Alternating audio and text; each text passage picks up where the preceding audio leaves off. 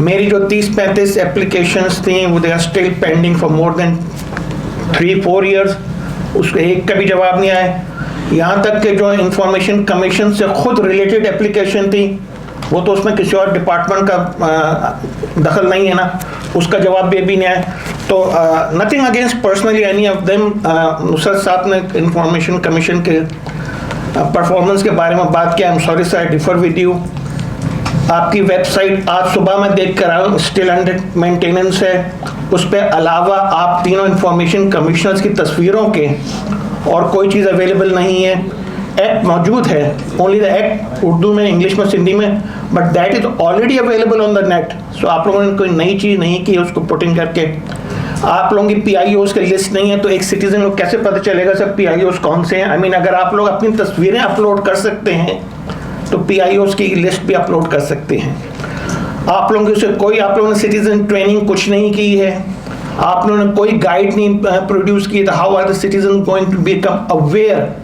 तो sir these are basic shortcoming from the information commission. आप कहते हैं 130 में से आपने 25-30 किया था। Sir mine is pending for past 4-5 years, they need some prioritisation.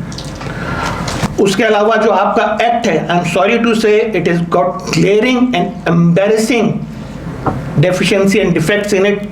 Mukhtar sahab ने कहा कि अगर स्टैंडिंग कमेटी होती तो ये डिफेक्ट्स ना होते। Sir I am sorry to say, Sindh का जो एक्ट था स्टैंडिंग कमेटी ने क्लियर किया था, despite that it has got all glaring and embarrassing defects. Madam ने कहा था कि अगर लॉ डिपार्टमेंट में से जाए, sir that act was vetted by the Sindh law department, उसके बावजूद वो चीज़ें।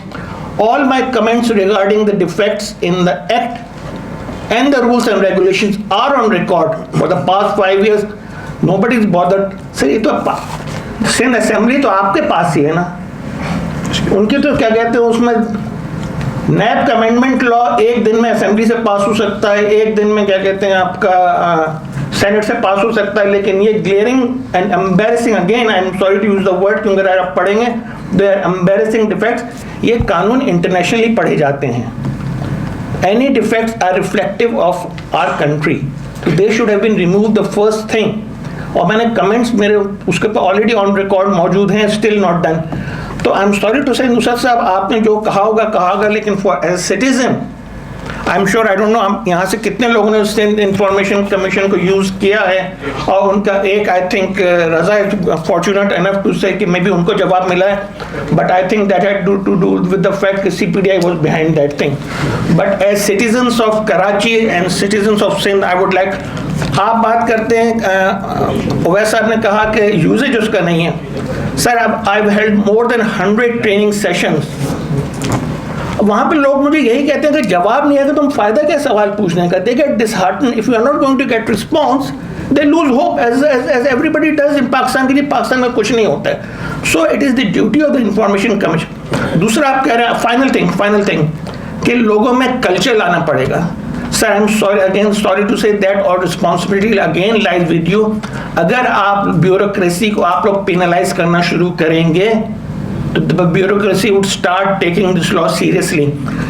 आप यहाँ पर रेड लाइट पे कभी नहीं रुकते हैं, क्योंकि हमें मालूम है पुलिस वाला कोई नहीं पकड़ेगा फिर तो 10 रुपए। वही पाकिस्तानी जब आधे घंटे की फ्लाइट लेके दुबई जाता है तो फौरन रेड लाइट पे रुकता है। क्यों? उसे मालूम है कि वहाँ पर पेनल्टी लगेगी। तो अगर इंफॉर्मेशन कमिश्नर्स पेनलाइज करना शुरू करते हैं ब्यूरोक्रेसी को, तो ये रातों रात कल्चर चेंज होगा। वरना हम कहेंगे कि कल्चर चेंज होगा तो it will take forever. आपने कहा कि सर कोर्ट आपकी नहीं सुनता है। Sir again I am sorry to say the fault lies with us, sir. I am talking about you as commissioners, need to reinforce and establish the writ of this act, वरना culture change नहीं होगा। And